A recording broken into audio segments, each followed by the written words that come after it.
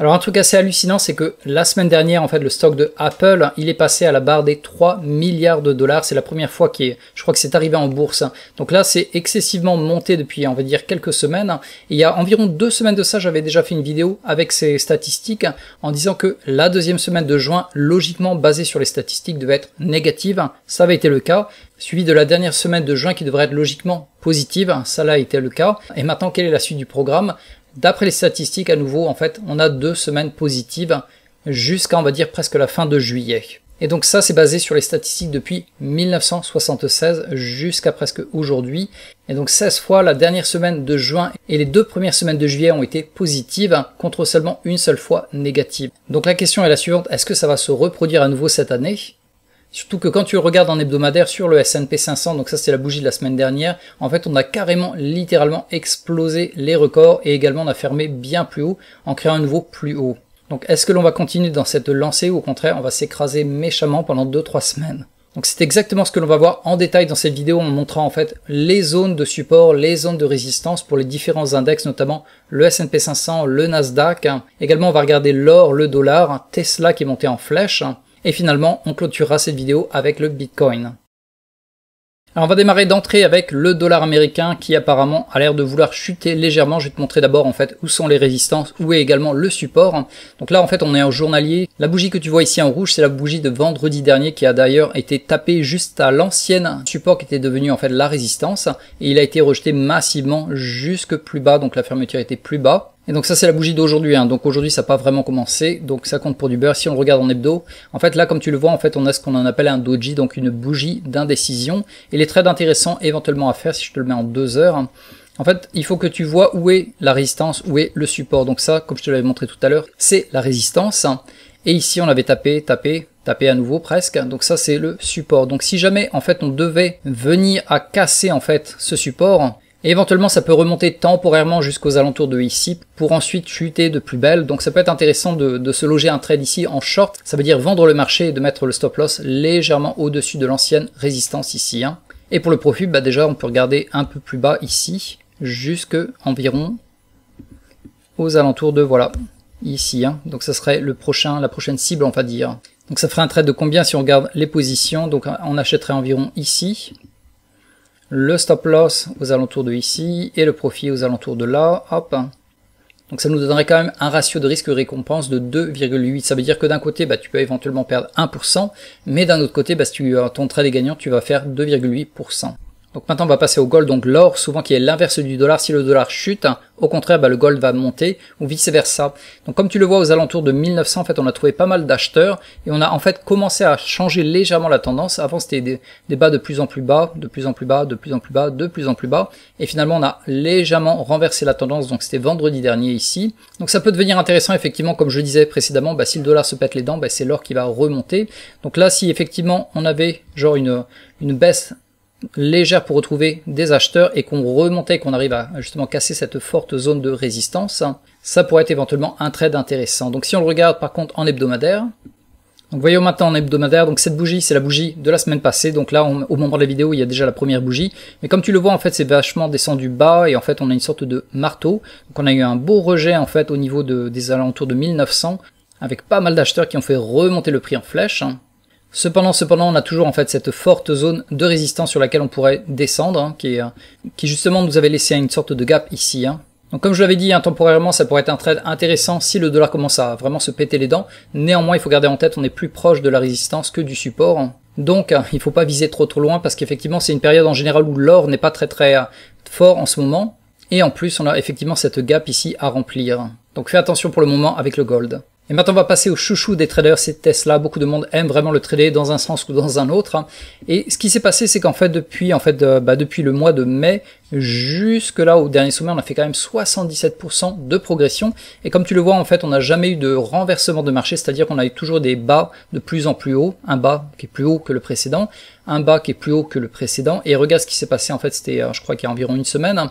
On avait cassé finalement la tendance, on avait eu un premier signe de renversement éventuel de marché. Parce que tout simplement ce bas, si je te le montre ça sera beaucoup plus simple, ce bas ici est plus bas que le dernier bas ici. Donc là en fait avant on avait des bas de plus en plus haut et finalement on a renversé la tendance avec un bas de plus en plus bas.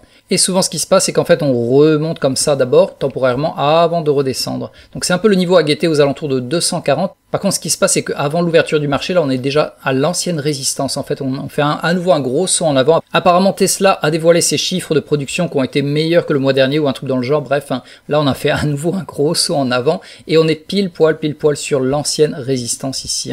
Et ça avant même que le marché ouvre. Donc là, on va ouvrir en fait sur la dernière résistance.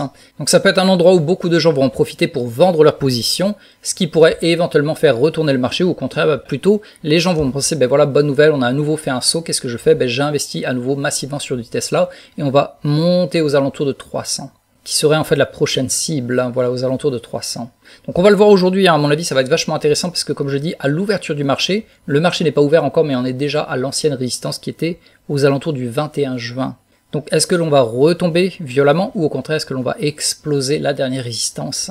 Et on va passer maintenant au triple Q, donc ça c'est le Nasdaq, comme tu le vois en fait on avait des bas de plus en plus haut, de plus en plus haut, de plus en plus haut, de plus en plus haut, jusqu'à ce que récemment en fait on a eu légèrement un peu à inverser le marché éventuellement, donc ça nous fait une forte résistance à surtout ne pas casser, sinon ça peut retomber assez violemment d'un coup. Et au niveau de la dernière résistance, on est ici, et comme tu le vois en fait c'est la bougie de vendredi à nouveau, on a un énorme saut en avant, donc un gap à remplir. Et si on le regarde en 2 heures, pour le regarder en 2 heures en fait je regarde le US 100, et comme tu peux le voir sur l'écran, on avait commencé à avoir des bas de plus en plus bas en fait ici. On était remonté, si jamais on était redescendu plus bas, là ça aurait été vraiment presque la chute libre pendant quelques jours, mais ça n'a pas été le cas. On est remonté à nouveau et en fait là on se tape contre la dernière résistance qui était en fait aux alentours du 16 juin. Donc est-ce que l'on va la casser ou pas? En fait si on la casse, là logiquement on devrait repartir à nouveau pour quelques pourcentages vers le haut quoi. Notamment peut-être éventuellement vers les derniers plus hauts aux alentours de ici. Donc également ça on va le voir cette semaine, est-ce qu'on va casser l'ancienne résistance ici ou au contraire est-ce que l'on va dégringoler pour retomber légèrement temporairement parce qu'en fait là on est tellement en mode boule que naturellement on va toujours retrouver des acheteurs qui vont essayer de faire remonter le prix. Mais pour l'instant en fait on est un peu bloqué sur cette zone à partir d'aujourd'hui et on va voir est-ce que l'on la casse aujourd'hui ou pas.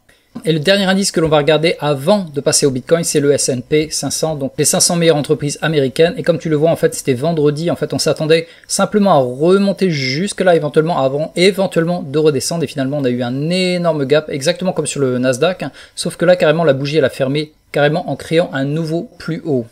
Et quand on le regarde, en fait, en hebdomadaire, on était déjà en fait largement sorti des bandes de boulanger ici, comme tu vois c'est la ligne bleue. En hebdomadaire on était sorti une première fois, re-rentré, et à nouveau on est à nouveau à l'extérieur des bandes de boulanger, ce qui est d'ailleurs assez rare en fait de sortir à l'extérieur des bandes de boulanger en hebdomadaire. Donc la question maintenant c'est est-ce que c'est un piège et que l'on va être rejeté temporairement pendant quelques jours, voire éventuellement 2 semaines, ou au contraire est-ce que l'on va monter carrément dans le flow avec cette tendance méga ultra positive, comme tu le vois c'est presque à la verticale, et le prochain sommet en fait serait aux alentours de ici, qui est pas du tout loin d'ailleurs, quand on regarde en termes de distance, on est à quoi, environ 2-3% maximum, donc maintenant on va dire que c'est une zone assez dangereuse avec peu de potentiel, c'est-à-dire 2-3% vers la hausse, et au contraire si on devait redescendre, peut-être éventuellement redescendre aux alentours de ici, Voilà, aux alentours de ici. Donc d'un côté on peut remonter de 2-3%, mais d'un autre on peut perdre 6%. Et ça on va le voir cette semaine, c'est assez excitant d'ailleurs de voir est-ce que l'on va monter encore effréné avec cette montée à la verticale, ou au contraire est-ce que l'on va prendre un peu de recul ou stagner éventuellement. Et on va finir la vidéo en beauté avec le Bitcoin. Donc comme tu le vois, ça c'était la droite de tendance que l'on avait franchie massivement, on l'avait carrément explosé, c'était le 19 juin, et ensuite c'est monté, et à partir de là, qu'est-ce qui se passe? Là en fait on est dans ce que l'on appelle un range, ça veut dire qu'on danse, on monte, on redescend à peu près au même niveau. Donc si on le regarde en fait en 2 heures, ça sera beaucoup plus intéressant. Donc voilà à peu près les zones à ne pas franchir, donc ça sera en fait l'antenne, ou plutôt on va dire la queue de cette bougie ici. Donc si jamais on devait éclater ce dernier support que d'ailleurs je te mets en vert, c'est beaucoup plus simple à voir. Donc ça c'est le support, on l'avait touché ici, on l'avait touché. Donc si jamais on le franchissait, qu'on dépassait en dessous, il y a de fortes chances pour qu'on redescende de plus belle aux alentours de 27,4, 27,5. Et par contre, pareil pour la résistance tout en haut là, si jamais on devait la casser, donc on devrait éventuellement retoucher pour repartir vers la prochaine zone qui serait aux alentours des 40 000. Voilà. Et à partir de là en fait, ça peut continuer également à monter bien plus haut. Mais voilà, si je te le remets en journalier pour que tu vois à peu près les supports et les résistances. Donc on a ici en fait entre guillemets le support à ne pas franchir. Sinon, il y a risque de redescendre aux alentours de 27,5, 27,4, hein, voire même éventuellement plus bas. Et au contraire, la résistance à franchir est aux alentours de 31,90 hein, ici. Hein. Voilà, aux alentours de là. Et si on la franchit, effectivement, hop, hein, mission vers les 40 000 qui sera en fait on va dire symbolique hein, en termes de chiffres.